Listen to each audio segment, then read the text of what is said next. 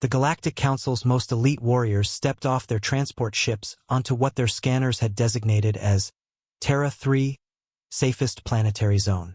Rolling green hills stretched before them, dotted with stone cottages and meandering streams. Birds chirped peacefully. Commander Thexvar of the Kytherian Death Guard sneered through his mandibles. His bioarmor, designed to withstand plasma storms and acid rain, felt almost insulting to wear in such a peaceful place. Behind him, 1,000 of the galaxy's most feared warriors looked around in barely concealed disgust. "This is supposed to be the legendary Death World?" growled Lieutenant Gorthak, his 8-foot frame towering above the meadow grass. "My hatchlings could conquer this place." Dr. Vexnail consulted his readings. "The scans don't lie, Commander. This planet's designation as Class 12 Death World is official. The local species, these humans, somehow survived here for millions of cycles." "Survived?" Thexvar laughed, a sound like grinding metal. "Look around you, Doctor. There's liquid water everywhere. The atmosphere is breathable without filters. The temperature is pleasant. These humans must be the weakest species in the galaxy." The mission was simple. Establish a forward base in this safest zone their sensors had identified. From here, they would study the humans before the full invasion fleet arrived. 1,000 Deathworlders should be more than enough to handle whatever primitive resistance these soft creatures could muster. As they began setting up equipment, none noticed the small group of humans watching from the nearby village pub. The locals had spotted the strange ships landing in Farmer Thompson's field. "Bloody hell," whispered Jim Morrison, the village mechanic, lowering his binoculars. "They're big, aren't they? Should we call the authorities?" asked Mrs. Patterson, the schoolteacher. Old George, the pub owner and former SAS operator, took a long look at the alien warriors and their weapons. Something cold settled in his stomach. The same feeling he'd had in Belfast, in the Falklands, in a dozen other places where death had come calling. "No," he said quietly. "Not yet. Let's see what they want first." Behind them, unnoticed, young Tommy Fletcher slipped away from the group. The 12-year-old had heard the adults talking about invasion and aliens. He might only be a kid, but he knew when his home was threatened. He had a bicycle and he knew every shortcut to London. The Kytherian forward scouts approached the human settlement with weapons powered but not drawn. Standard protocol for contacting primitive species. Commander Thexvar had done this 100 times on 100 worlds. The humans gathered in their central meeting place, a pub. Thexvar studied them through his tactical display. They were smaller than expected, averaging less than 6 feet. Their skin looked soft, unarmored. No visible natural weapons. How had these weaklings survived on a death world? "Greetings," Thexvar announced, his translator converting his words. "I am Commander Thexvar of the Galactic Council's Death Guard. We claim this territory in the name of the Council." An elderly male stepped forward. He had scars on his hands and a steady gaze that reminded Thexvar of veteran warriors. "I'm George Whitmore," the human said calmly. "This is our village. You're not welcome here." Thexvar's mandibles clicked in amusement. Such defiance. "You misunderstand your situation, human. We are Deathworlders. We have conquered 17 star systems." "Deathworlders." George's eyebrows rose. "That what you call yourselves?" "We come from the harshest planets in the galaxy," Thexvar boasted. "Worlds where the very air burns flesh, where gravity crushes bones." George nodded thoughtfully, then turned to Jim Morrison. "Jim, what's the temperature today?" "About 22 Celsius. Bit warm for spring." "Weather forecast?" "Possible light shower this afternoon." George turned back to Thexvar. "See, that's interesting. You call yourselves Deathworlders, but you're standing here comfortable in what we consider a pleasant spring day. What happens to your kind when it gets really nasty?" Before Thexvar could answer, a female human approached. His tactical system flagged something unusual about her stride, her posture. "I'm Dr. Elizabeth Hawthorne," she said. "I study dangerous animals. I couldn't help but notice your equipment. Those environmental suits quite sophisticated." Do you need them on your homeworlds? Our armor protects us from your own planet's environment, she interrupted. Which means you've never actually adapted to survive. You've just built technology to hide from the danger. Dr. Hawthorne smiled, and something in that expression made several Kytherian warriors shift uncomfortably. We don't hide from our environment, Commander. We live in it. We are it. This planet didn't just try to kill us for millions of years. It succeeded in killing most of us. The ones you're looking at? We're what's left. We're what survived. In London, young Tommy Fletcher's bicycle chain had broken 3 miles from his destination. He was running now, his message clutched in his small fist, lungs burning. The message was simple: aliens in Little Wickham. They say they're going to invade. Please help. He didn't know if anyone would believe him. He just knew he had to try. The Kytherian weather monitoring systems began registering anomalous readings at 1,400 hours. Dr. Vexnail frowned at his instruments running diagnostics. Commander, he called out, voice tight with confusion. We're detecting a significant atmospheric disturbance approaching. Thexvar glanced at the horizon. A wall of dark clouds was building, but it looked like standard precipitation. A rain shower, Doctor. Hardly cause for concern. Sir, the barometric pressure is dropping faster than anything I've recorded. The electromagnetic readings are unprecedented. The humans seemed unconcerned. Several were actually moving outside, despite the approaching storm. George Whitmore stood in his doorway, watching the sky with anticipation. Lovely storm coming, he commented to Thexvar. Should be quite a show. The first drops began to fall. Thexvar's bioarmor automatically sealed against environmental threats. Around him, his warriors' equipment hummed as filtration systems activated. Then the wind picked up. Within minutes, what had been a gentle breeze became a howling gale. Rain fell in sheets so thick that visibility dropped to meters. The Kytherian warriors, used to controlled environments, found themselves struggling against forces they had never imagined. Lieutenant Gorthak, weighing nearly 400 pounds in combat armor, felt his feet slip on muddy ground. The wind caught him and sent him stumbling backward. Commander, this storm, it's beyond normal parameters. Thunder shook the very bones of the earth. Lightning split the sky in brilliant forks, and with each flash, electromagnetic pulses disrupted their equipment. Systems failing, Dr. Vexnail shouted. The electrical discharge is overloading our circuits. Through the chaos, the Kytherians could see humans moving with casual confidence. George was securing equipment from the pub's outdoor tables. Dr. Hawthorne was walking her dog, both seemingly unbothered by the torrential rain. A human child ran past the struggling alien warriors, laughing as he splashed through puddles. He paused to stare at Gorthak, who was now on hands and knees, trying to maintain footing. You all right, mister? The child asked over the storm. Need help getting inside? The absurdity struck the lieutenant like a physical blow. A creature barely reaching his waist, offering help to a veteran of 17 campaigns. This is impossible, he gasped. No natural storm could. His words were cut off as a tree branch, torn free by wind, struck his helmet. Saturated with water and moving at 60 miles per hour, it hit with the force of a projectile weapon. For the first time in his military career, Lieutenant Gorthak felt small. The storm raged for 6 hours. When it passed, the Death Guard took stock. 12 warriors injured, communications destroyed, 3 vehicles overturned. The humans emerged and began cleanup with practiced efficiency. This was routine for them. George approached Thexvar, who stared at his ruined equipment in shock. First Earth storm, then? George asked conversationally. That was severe weather.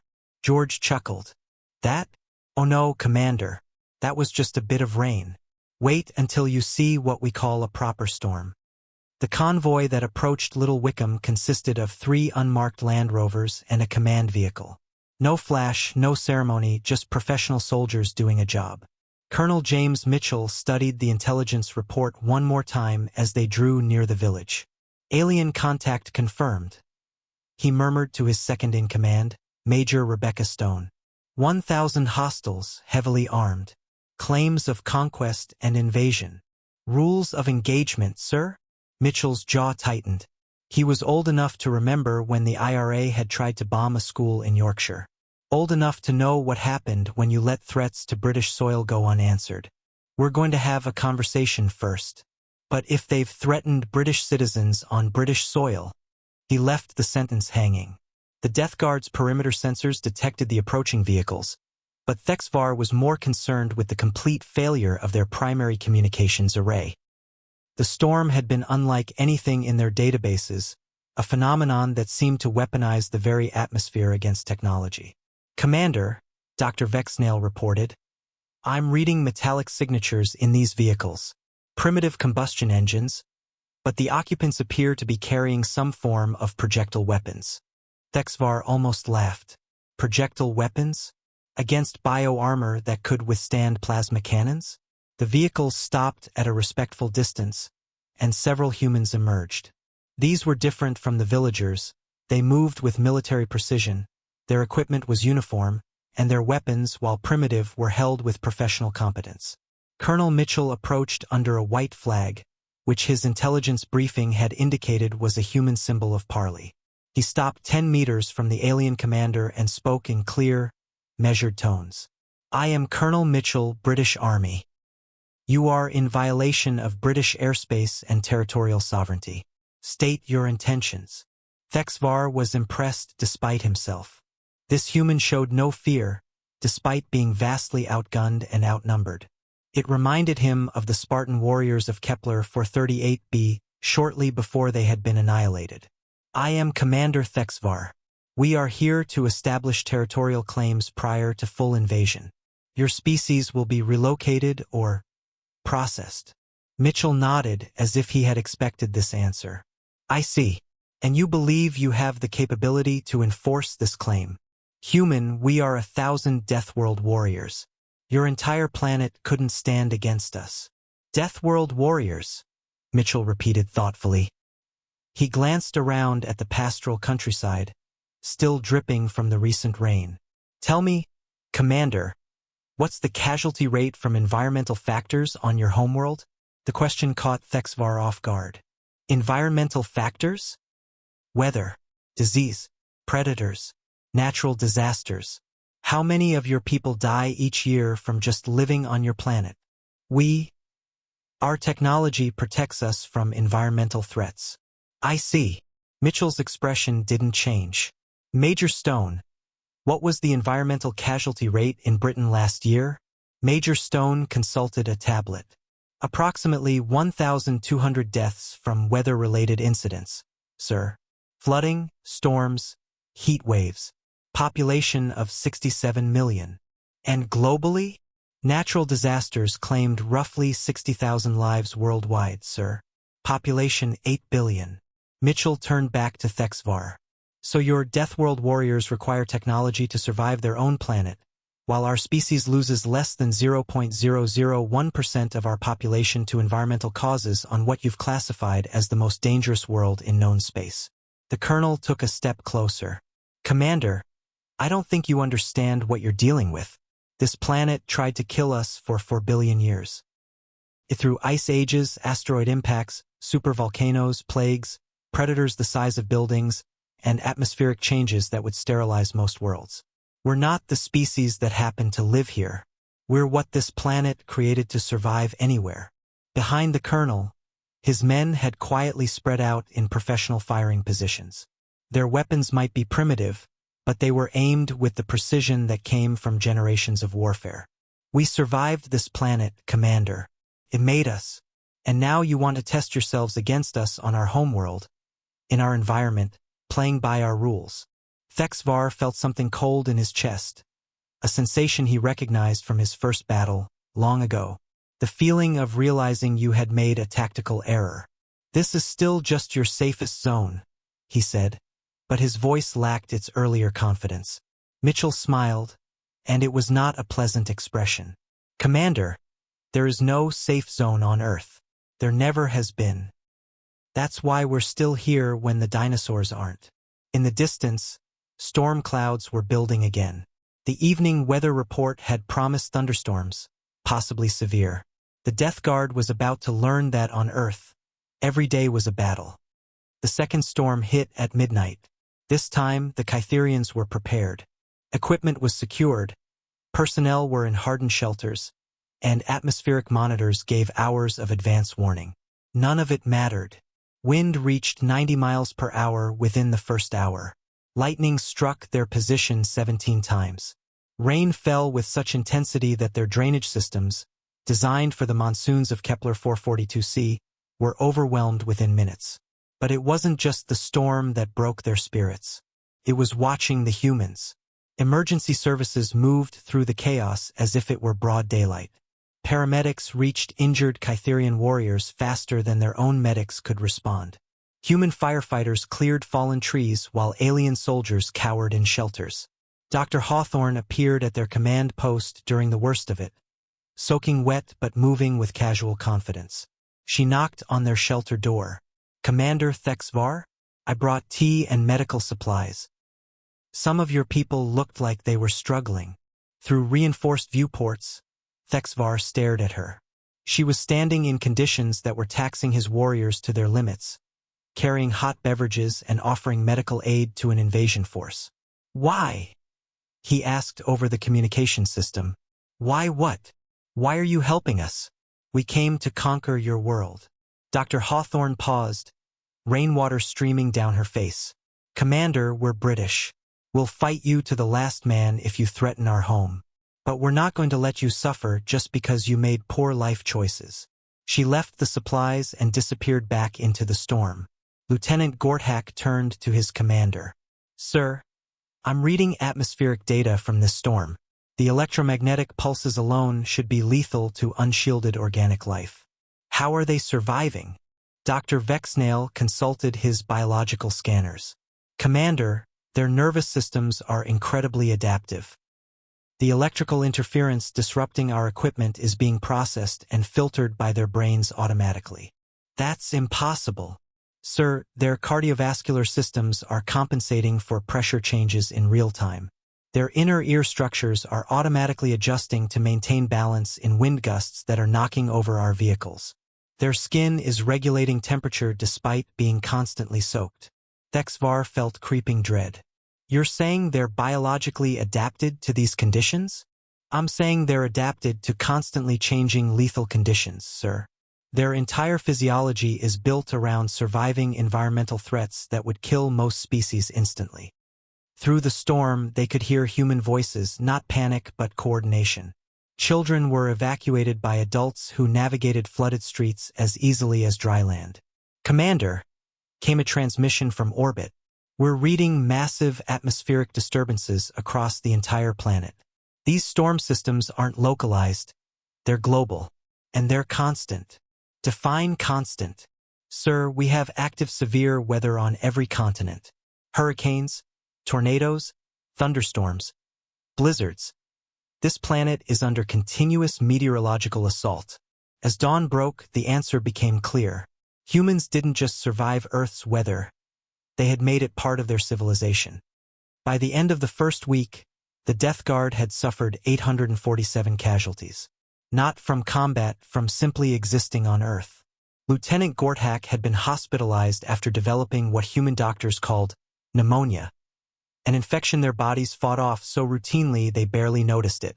For his species, it was potentially fatal. 37 Kytherian warriors had been injured by what humans casually called wildlife. Wasps, whose venom was merely painful to humans, triggered fatal allergic reactions in alien physiology. A badger had sent 2 armored soldiers to the medical bay. The psychological impact was worse than the physical casualties. "Commander," Dr. Vexnail reported, his voice hollow, "I've been analyzing the environmental data. This world is actively, constantly trying to eliminate all life. The fact that anything survives here is unprecedented." Thexvar studied the reports. Ultraviolet radiation requiring constant biological adaptation. An atmosphere supporting combustion so readily that lightning could ignite fires anywhere. weather systems generating more kinetic energy than their fleet's weapons, geological instability that could level cities without warning. "How do they live like this?" he asked. "They don't just live like this, sir. They thrive. I've been monitoring their population centers. They build cities in areas we would classify as uninhabitable. They farm in regions where our crops would die within hours. They swim in water bodies containing enough microorganisms to devastate our immune systems. Outside their fortified position, human children played in a meadow. Yesterday, that meadow had been flooded. The children splashed through puddles their sensors warned contained dozens of potentially harmful bacteria. The children were laughing. "Sir," came an urgent transmission from orbit. "We're detecting seismic activity beneath your position." The ground began to shake. Subtle at first, but their Kytherian physiology, evolved on stable worlds, was hypersensitive to ground movement.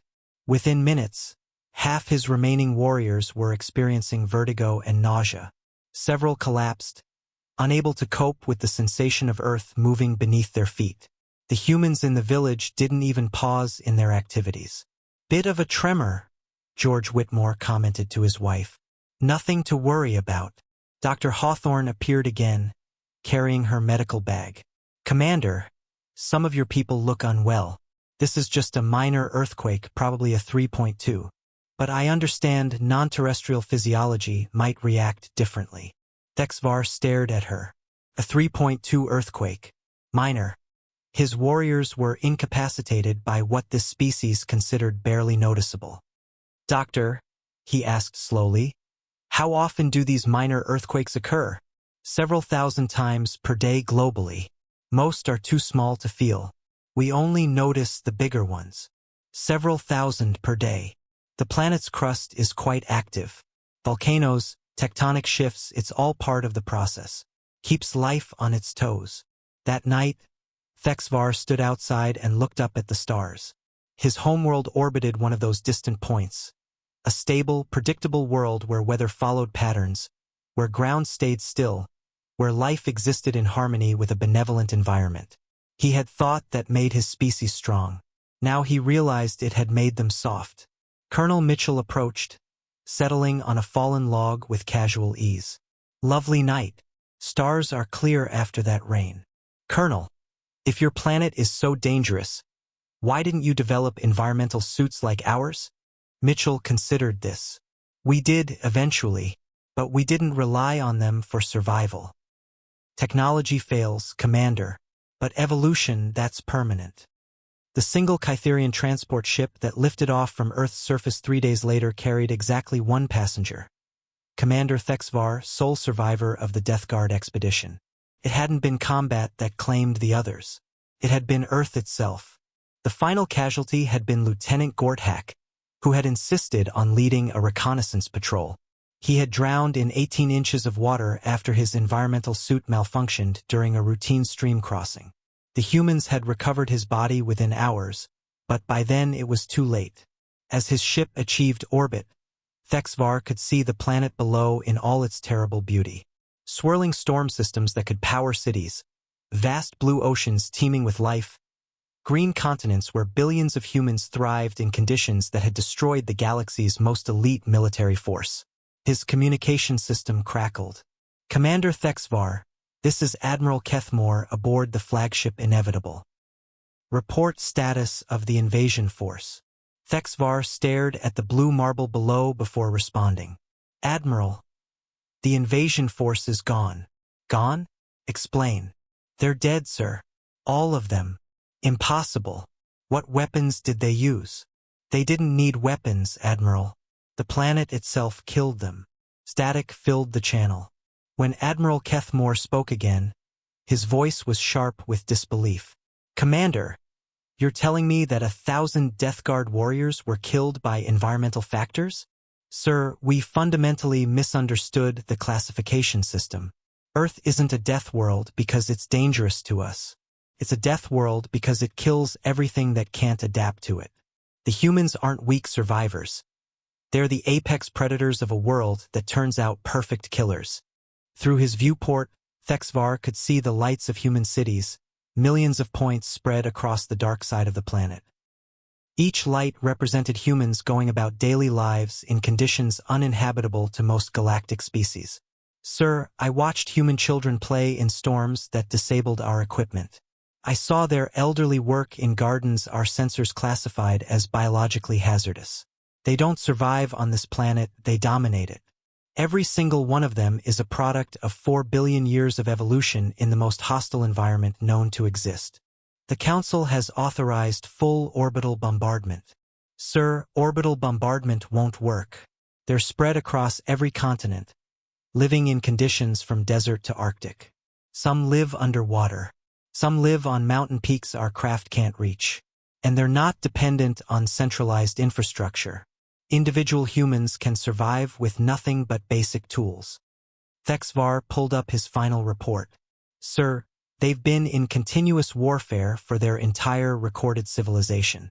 They have weapons ranging from simple projectiles to strategic nuclear devices capable of sterilizing continents. You're recommending we abort the invasion. Sir, I'm recommending we classify this system as a galactic hazard and establish a permanent exclusion zone. The humans aren't a species we can conquer. They're a species we need to avoid. As his ship jumped to hyperspace, Thexvar composed his final report. The humans had never left their planet. The Council had assumed this was because they were primitive. Now Thexvar understood the truth. The humans hadn't left Earth because they didn't need to. They had turned the most dangerous planet in known space into paradise. And if they ever decided to leave that world, they wouldn't be exploring the galaxy. They would be conquering it.